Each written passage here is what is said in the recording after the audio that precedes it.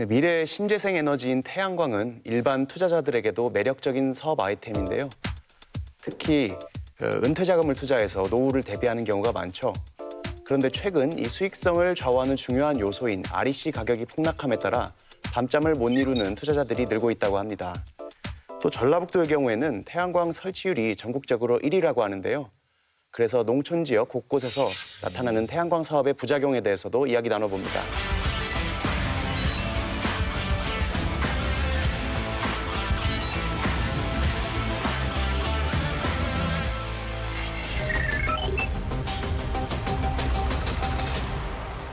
일단 대표님한테 먼저 여쭐게요. 이야기 시작하기 앞서서 몸담고 계신 단체 사단법인 한국태양광발전사업자연합회, 줄여서 한태연이라고도 많이 부르던데요. 어떤 곳인지 좀 간략하게 소개해 주실까요? 예, 저희 한국태양광사업자연합회는 전국에 13,000여 명의 회원과 54,000여 명의 카페 회원이 있는 전국 최대 태양광 사업자 단체입니다. 네. 전국 소규모 태양광 사업자들의 권익 보호와 제도 개선을 하고 민의를 대변하는 그런 일을 하고 있습니다. 네, 오늘 방송에서도 많이 대변해 주십시오. 네. 네, 의원님, 네. 우리 전라북도가 태양광 천국이라고 불리기도 한다는데 네. 뭐 어떻게 보면 오명 아닌 오명을 쓴 것 같은데 실제로 네. 우리 지역에 그렇게 태양광이 많습니까?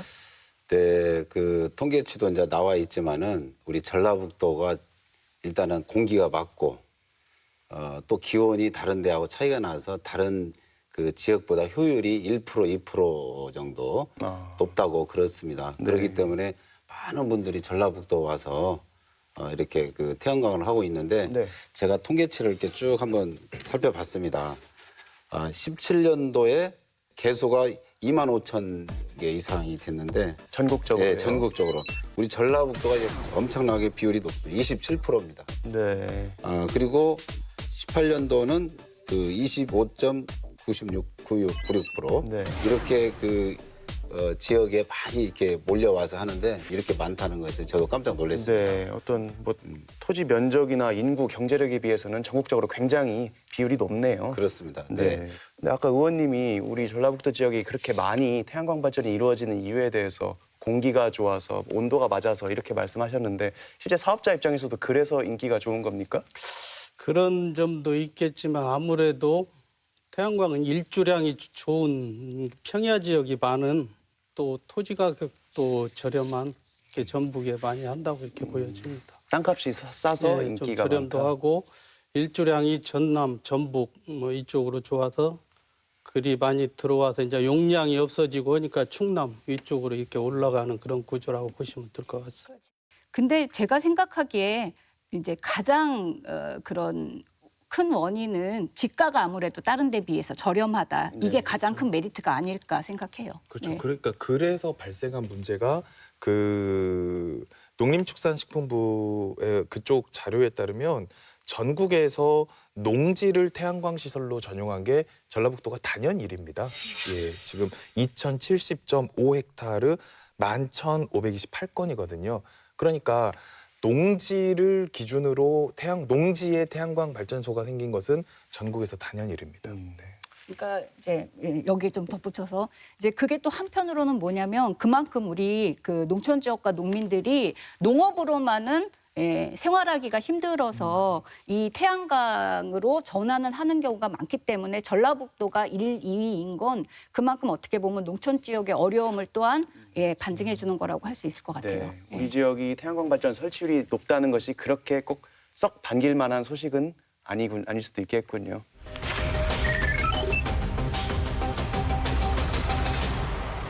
아까 제가 그 오프닝 멘트에서 REC 가격이 최근 급락해서 투자자들이 밤잠을 못 이룬다 이런 말씀 드렸는데 사실 투자하시는 분들이야 잘 알겠지만 그렇지 않은 분들은 뭐 REC 가격이 뭔지 또 뭐 S&P는 뭔지 복잡하더라고요. 예. 그 수익이 어떻게 나는 거고 REC 가격이 왜 문제가 된다는 건지 좀 설명 좀 해주시겠어요? 예. 이제 REC라는 것은 그 신재생 에너지 공급 인증서라는 얘기인데요. 네. 그것을 다루려면은 이제 공급 의무화 제도 RPS 제도가 이제 500메가 50만 킬로와트 이상 발전사들이 일정량의 의무적인 발전을 이게 신재생으로 하는 그런 의무화된 제도인데 네. 거기에서 발전 수익은 아까 말씀하신 개통 한계 가격 S&P 플러스 지금 인증서 REC가 태양광 수익으로 이어지는데 20년 장기 계약에서 수익이 들어오는 경우가 있고 이렇게 현물로 거래하는 경우가 있는데 지금 현물로 거래하는 가격이 작년 초에 1 REC가 1000kWh입니다. 그 1레크당 한 12만 원인데 최근에 한 5만 6천 원대까지 이제 반토막이 난 상황이고요. 예, 역시 설명을 들어도 어렵긴 마찬가지네요. 그러니까 제가 궁금했던 것은 그러니까 REC가 정확히 뭐냐라는 이해를 이 자리에서 다 할 수는 없으니까 다만 REC라는 게 떨어지는 거가 어떻게 이해를 저는 했냐면 이 REC라는 걸 맨 처음에 만든 게 별로 경제성이 없는 재생에너지를 많이 생산하니까 준 거 아닙니까 사실. 그렇죠. 그러니까 지금은 별로 경제성이 없어서 사람들이 많이 안 만들려고 했으니까 그때는 이만큼 높은 돈을 주면서 줬고 지금은 너도 나도 만드니까 떨어지는 게 어떻게 보면은 자연스러운 거 아닌가요? 이게? 그건 아니고요.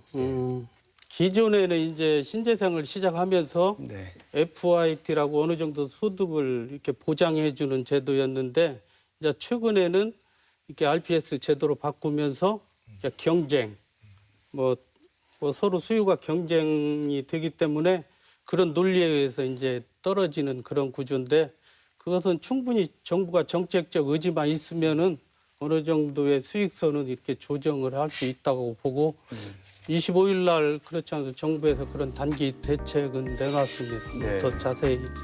근데 그런 단기 대책을 내왔다는 건 저도 뉴스를 통해서 이제 알게 됐는데요. 사실 제가 이제 좀 전에 언급한 대로 이게 사실은 보조금 형식이잖아요. 국가에서 의무제도를 만들어서 그 REC를 사야만 되는. 그런데 이제 그게 말씀하신 대로 보전이 아니라 이제 경쟁 체제로 바꿔버린 거예요. 그런데 지금 대기업 내지는 어떤 투자적 목적으로 해서 자본을 많이 투여한데 빼고 소규모의 이런 사업주들은 이 경쟁에서 이길 수가 없고 살아남을 수가 없어요, 사실. 그리고 단기 대책은 그냥 단기 대책이고 앞으로 계속해서 정부가 이것을 국민의 세금으로 보존하는 거에 대한 문제가 반드시 나옵니다. 실효성도 별로 없어지면 더 그럴 거고요. 그리고 이제 일본 같은 경우에도 비슷하게 시작했지만 보조금을 중단을 하고 나니까 여기저기에서 다 파산을 하신 거예요. 특히 자기 자본이 아니라 말한 대로 대출을 받아서 그 사업을 하신 분들은 상당히 큰 어려움이 있는 걸로 저는 알고 있거든요. 그래서 이게 확실하지 않고 너무 불확실하다, 이 사업이. 저는 이제 자료를 조사하면서 좀 그런 의구심이 들었어요. 그러니까 태양광으로 전기를 생산해서 파는데 가령 한전에서 팔아서 돈을 받고 또 발전 사업자들한테 팔아서 돈을 받는데 예전에는 손해가 나면 그걸 정부에서 보전을 해주다가 지금은 보전하지 않고 시장의 일부를 맡기다 보니까 손해를 본다 이런 말씀이시잖아요. 그러면은 대표님은 계속 정부나 기관에서 그런 발전 차익을 좀 보전을 해줘야 된다 이렇게 말씀하시는 건가요? 네, 당연히 보호를 해줘야죠. 일정량의 수익은 보호를 해줘야 맞고요. 이제 결국은 이런 REC 가격 하락하는 이유는 아까도 말씀드렸지만은 이제 신재생 에너지 공급 증가가 가장 크겠죠. 지금까지는 각종 규제로 허가가 많이 막 1년도 걸리고 2년도 걸린 경향이 있었는데 그런 것들이 이제 최근 작년 하반기부터 이렇게 많이 증가가 된 거죠. 이제 공급이. 네. 그러다 보니까 결국은 뭐 수요 예측도 잘 못됐다는 그런 얘기가 될 수 있고 또 사업자 간의 경쟁이 이게 심화된 거죠. 이제 일부 기자재는 단가가 하락됐기 때문에 이렇게 막 저렴하게 팔라는 사람도 생기고 또 지금 거래가 양방향 거래 제도로 2017년 3월부터 바뀌었어요. 이것은 뭐냐면은 의무 구입을 하는 발전사가 사야만이 가격이 올라가는 구조인데 거기는 안 사. 근데 사업자는 발전한 전기를 3년 이내는 팔아야 돼요. 안 팔으면은 이제 폐기되는 그런 악순환이 있는 거죠. 근데 아까 국장님도 말씀해 주셨지만 사업이나 투자는 어쨌든 자기가 조금 이득이나 손실에 대한 위험을 부담하고 하는 건데 왜 그 위험을 국민의 세금으로 보전해줘야 되느냐 이런 또 반대 논리도 있을 것 같거든요. 그게 보전으로만 봐서는 안 되고요. 이제 아시다시피 아까도 말씀하셨지만은 이렇게 신재생 친환경 에너지는 뭐 세계적인 추세도 그렇고 우리가 가야 할 미래 에너지이기 때문에 그걸 보전으로 보는 게 아니고 원자력이나 이런 모든 비용을 나중에 따지고 보면 오히려 저렴할 수도 있기 때문에 그걸 꼭 지원 개념으로는 안 보셔도 될 것 예. 같아요. 제 생각. 어쨌든 대표님께서는 지금 그런 정부 차원의 대책을 희망하시는 것이고 만약에 이제 그런 대책들이 아직 이루어지지 않는다면 그러면 REC 가격의 하락 추세가 계속 될 거라고 지금 보시는 거죠? 그렇죠. 지금 뭐 반토막까지 나 있는데 뭐 정부가 단기 대책도 내놓았고 문제점은 인식한 거죠. 예, 그러니까 만약에 정부의 그런 적극적인 대책이 없다면 REC 가격이 예전보다는 계속 낮게 이렇게 유지가 될 수도 있는데 혹시 그렇게 될 경우에 좀 과거에 좀 대출을 많이 끌고 가서 투자하신 분들이 혹시라도 뭔가 적자가 될 위험이 있다거나 그렇기도 합니까? 이런 상태로 계속 간다면은 뭐 그런 경우도 생길 수 있겠지만 우리가 뭐 주식에서 보다시피 과도하게 하락하면은 대책을 내놓고 그래서 어느 적정 수익을 이렇게 보장해줘야 정부 차원에서도 뭐 3020 정책을 발표하고 세계적인 추세로 이제 친환경 이렇게 신재생으로 가는 율이 높아지는데 이렇게 적당한 대책과 이렇게 제도를 내놔야 된다고 생각합니다.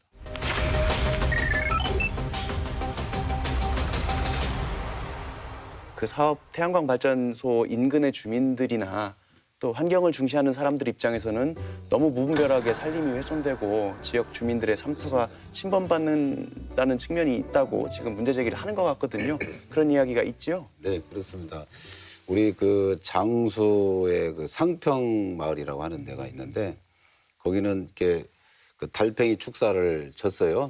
마을 가운데다가.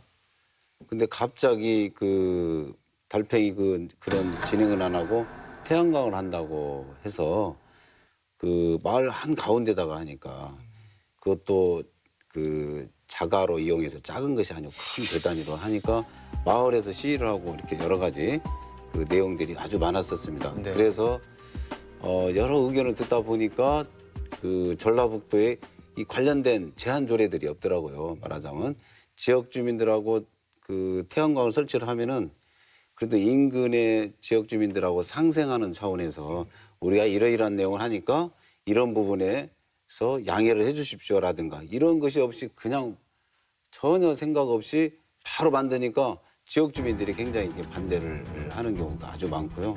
또 특히 장수 지역의 천천면이나 가수원이 많은 그 가수원 그 주변에 10,000평씩 이렇게 딱 해놓으니까 그 여기서 빛이 반사가 되면 한 1도에서 2도가 높은 그 사례들이 있대요. 예. 그래서 사과가 1도가 높아지면 굉장히 큰 피해를 받는데 그 넓은 사과밭이 옆에 있으면은 또 아주 넓게 본 그 태양광이 마주보고 있으니까 굉장히 이게 보기도 특히 안 좋고. 근데 이런 부분에 대해서 전혀 그 관계자라든가 이런 분들이 그 지역 주민하고 인근 농가하고 협의를 하라는 것이 전혀 없다 보니까 제가 이번에 그 도의에서도 그 이 관련된 태양광 관련된 그 주민 상생조례 그를 제한조례를 이렇게 냈는데요. 예. 이것은 아까 말씀드린 것처럼 지역 주민들하고 소통해서 그 이런 부분은 우리가 용인할 테니까 이런 대비책을 해줘라라는 그런 그 조례입니다. 2018년도에만도 이 태양광 사업 때문에 그 살림이 없어진 면적이 축구장 3,003개의 면적이래요. 네. 우리나라와 같이 이렇게 크지 않는 국토에서 1년에 축구장 3,300개가 없어진다. 근데 이제 이거는 엄청나게 심각한 문제라고 할 수 있어요. 왜냐하면 신재생 에너지, 태양광 산업은 사실은 기후 이상 등 이 지구의 미래에 이런 불안정한 환경 문제 때문에 사실은 이 친환경 에너지 또는 재생 에너지 사업을 우리가 활발하게 하고 정부에서 보조까지 해주는 거잖아요. 그런데 오히려 살림을 파괴하면서 기후를 더 안 좋게 만들고 그리고 또한 그 지역 주민들에게 특히 이제 그 농촌은 특수성이 있습니다. 그래서 그런 농촌의 특수성을 저해하고 해치는 방향으로 지금 이게 돼버린 거예요. 아까 의원님께서 패널 반사되는 열이나 이런 것 때문에 이제 온도도 올라가고 뭐 과수원이 안 된다고 말씀하셨고 또 지금 말씀하신 그런 내용들은 패널은 지금 군산공항 쪽도 뭐 전혀 반사가 안 돼요. 그런데 지금 많이 설치되어 있는데 비행기 이착륙할 때 문제가 되면 설치할 수 없는 거고, 그리고 온도가 올라오고 이런 것도 거의 변동이 없고요. 각도도 한 25도로 위쪽으로 올라가 있기 때문에 뭐 과수원 이렇게 영향 주고 이런 것들은 일부 기후일 수도 있습니다. 태양광 발전의 유해성에 대해서는 아직 뭐 확실하게 입증된 바는 없다는 말씀해 주셨는데 지금 제가 보기에 주도에게 문제 제기하신 것은 뭐 그런 뭐 과수원이나 축산 농가에 미치는 유해성보다는 산림 훼손 그리고 주민들의 뭐 환경 침해 이런 것들을 말씀하신 것 같아요. 그래서 조금 이런 문제가 나오는 게 또 현지 주민들이 자기 집 위에 올리거나 자기 건물 위에 올리는 게 아니고 타지에 있는 외지인들이 어떤 외지 자본이 들어와서 하기 때문에 주민들과 더 마찰이 있는 거 아니냐 이런 시각도 있는 것 같더라고요. 어떻습니까? 외지인이라고 이 지역은 안 된다는 것도 사실은 설득력이 없는 말씀인 것 같고요.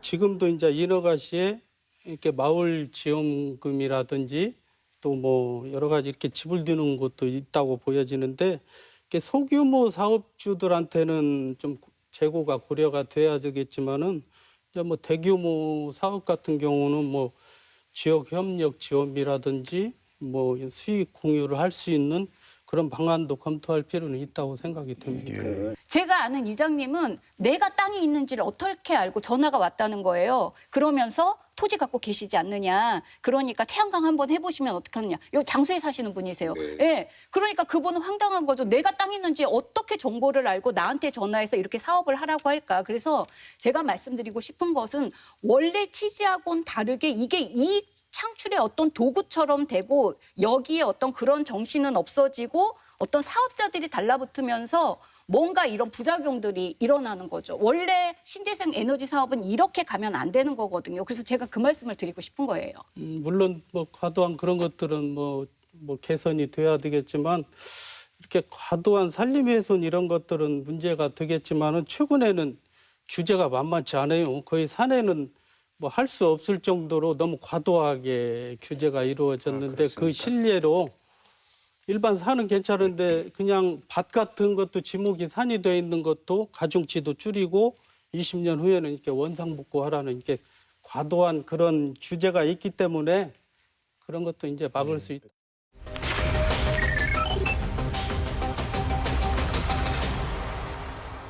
사실 뭐 태양광 에너지는 어쨌든 친환경 에너지의 대명사로 이렇게 꼽히고 있는데 뭐 산을 깎고 나무를 베어가면서까지 이렇게 이루어진다는 건 좀 납득하기가 사실 일반 정서상 어렵네요. 우리가 흔히 엉뚱한 방향으로 일이 가면 산으로 간다는 표현을 하는데 태양광 사업이 좀 산으로 갔던 측면도 있었던 것 같습니다.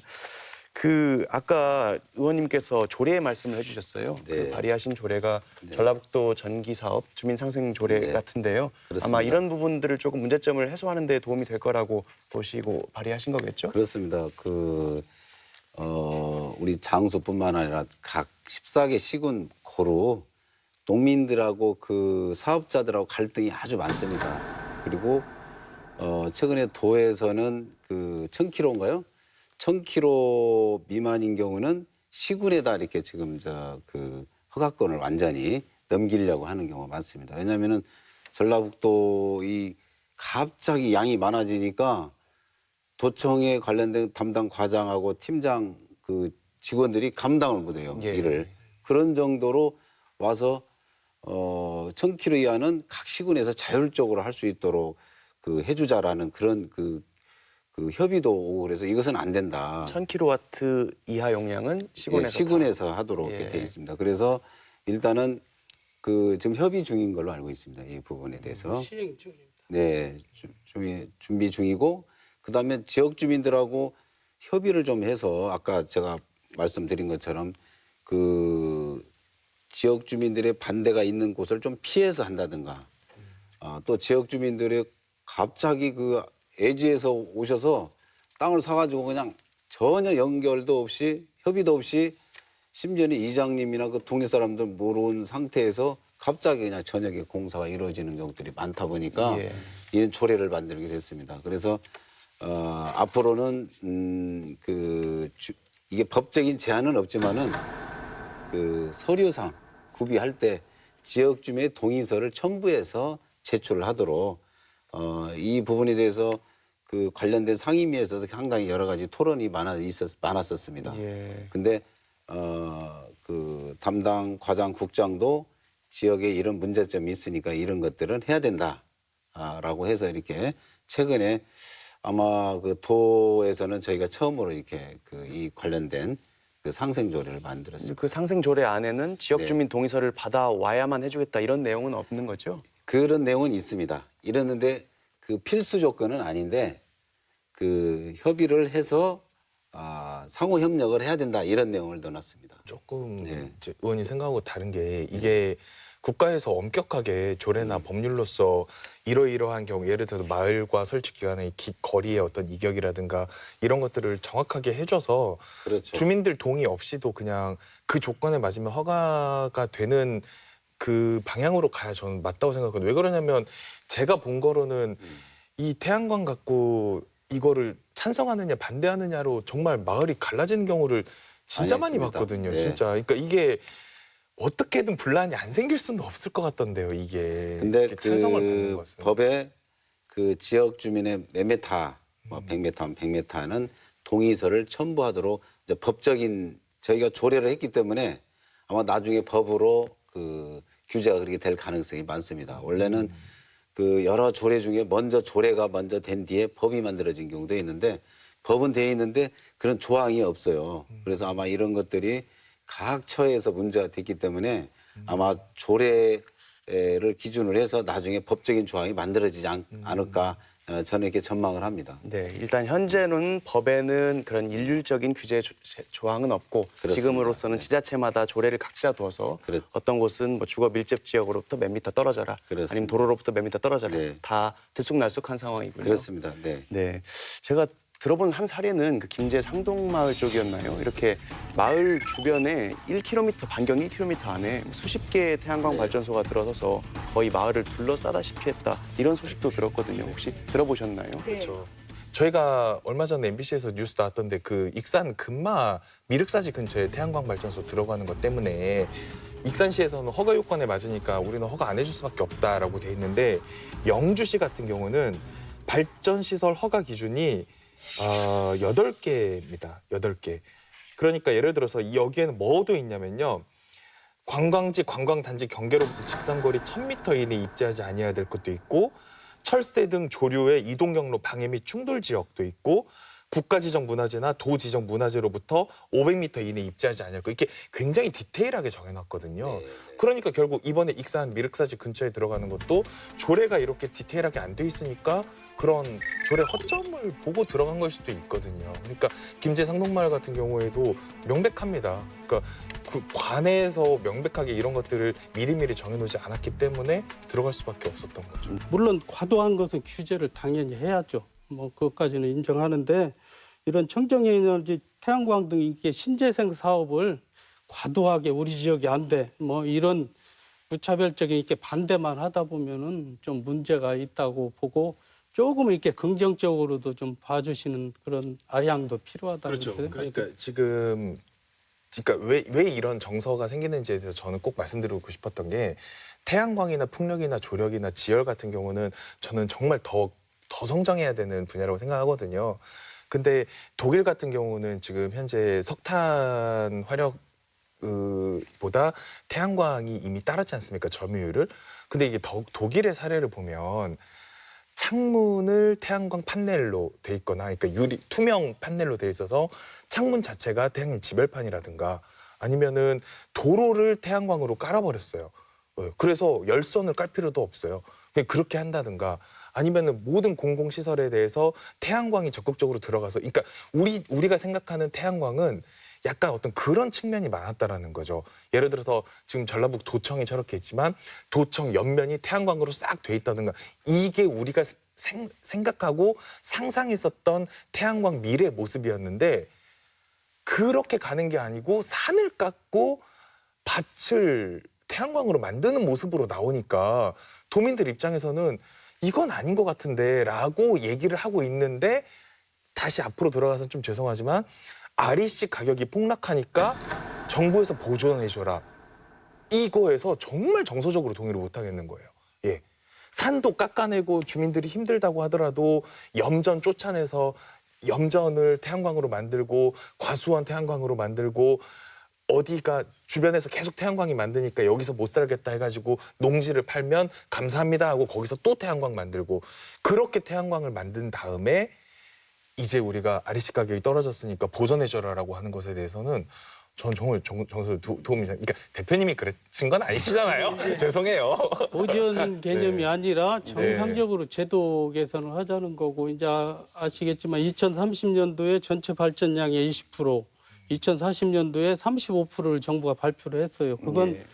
엄청난 물량이에요. 그래서 아까 말씀하신 지금도 서울 시내 뭐 일부 벽면에 설치된 공공기관도 많이 있고 어디 구청인가? 1000제곱미터 이상은 의무적으로 10%는 신재생으로 하는 그런 규정도 있기 때문에 너무 부정적이고 그리고 패널이 아까 뭐 시커멓다고 그러는데 저희 집에도 주택용이 있는데 전혀 뭐 혐오 시설도 아니에요. 뭐 보기도 지붕 위잖아요. 지붕 위기 때문에 볼 수가 없는 거고 이 산림을 훼손해서 마을 주민들이 그 경관에 검은색이 보이면 사람이 되게 심리적으로 되게 불안하고 위축하거든요. 그리고 이제 말씀하셨지만 저는 태양광 산업을 반대하는 게 아니에요. 우리 신노무사님께서 말씀하신 대로 바뀌어야 된다는 거죠. 사업의 방향이. 그래서 이제 서울 같은 경우에도 이제 에너지 조합을 스스로 만들어서 우리 동네에 좋은 곳에 태양광 패널을 설치한다든가 아니면 우리 아파트에 베란다에 설치한다든가 사실은 이런 유휴 공간이나 햇빛이 잘 드는 공간에서 내 삶과 내 주거가 어우러져서 이렇게 자립된 에너지 정책으로 참여형으로 나가야 되지 산림을 깎고 산을 깎고 밭과 농업을 폐기하고 그 위에다가 패널을 깔고 이런 방식으로는 오래 가지도 못하고 경쟁력도 없고 국민의 지지도 받지 못한다는 거죠. 예. 이제 앞으로 그런 사업의 다각화를 이렇게 좀 그 협회나 네. 그 사업자들도 이렇게 해야 되고 도에서도 가능하면 그런 쪽에 했을 때 지원을 해서 할 수 있는 그런 여러 여건들을 만들어줄 필요가 있어요. 계속 뭐 산 위에 그다음에 농가 주변에 하게 되면 계속 농민들하고 갈등만 생기고 또 이게 아까처럼 전체적인 태양광 사업의 부정적인 이미지가 더 높아질 수밖에 없습니다. 근데 이제 저희 신재생 쪽의 제도가 네. 이렇게 만들어 놓으면 1년을 채 못 가요. 자, 여기서 이 얘기 나오면 환경에서 나오면 또 바꾸고 막 이래서 그래서 사실 업체가 그래서 어려웠던 거고 지금 우리 이제 농민한테도 이렇게 농촌형 태양광이라고 이렇게 뭐 저리로 5km 이내 읍면 등에 살면은 저리로 이렇게 정책 자금을 지원도 해주고 아까 말씀드린 이제 소형 태양광 고정 가격 제도 한국형 FIT를 신청하면은 뭐 높은 가격에 계약도 해주고 또 영농형 태양광이라고 이제 농사도 지면서 태양광 수익도 이루어지는 그런 것들이 있기 때문에 뭐 이렇게 자세히 알아보고 그런데 참여하시는 것도 농촌에 이런 수익을 얻는 그런 구조도 될 수 있다고 생각합니다. 어쨌든 태양광 사업 좀 보면서 중앙 정부가 어떻게 보면 중산층 호주머니 있는 돈을 이용해서 자신의 재생에너지 정책을 조금 밀어붙이는 것 같다는 느낌을 받았거든요. 근데 조금 지역에서 실제로 설치된 지역에서는 이런저런 문제 제기들이 나오고 있으니까 좀 더 세심하게 그런 목소리까지 같이 수렴해서 나가면 더 좋지 않을까 하는 생각이 듭니다. 아까 대표님한테 하나 못 여쭤본 거. 그 REC 가격이 하락하고 있다고 하는데 투자자들은 마음을 졸이고 있다고 합니다. 어떻게 계속 기다리고 버티면 되는 겁니까?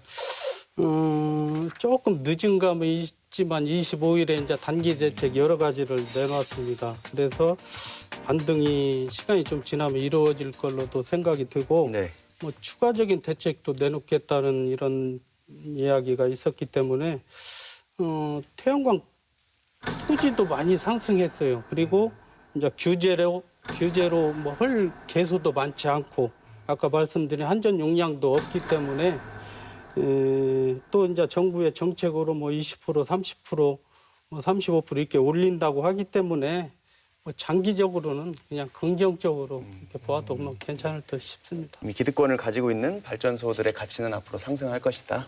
이렇게 전망해 주셨습니다. 네, 말씀 잘 들었습니다. 감사합니다. 감사합니다.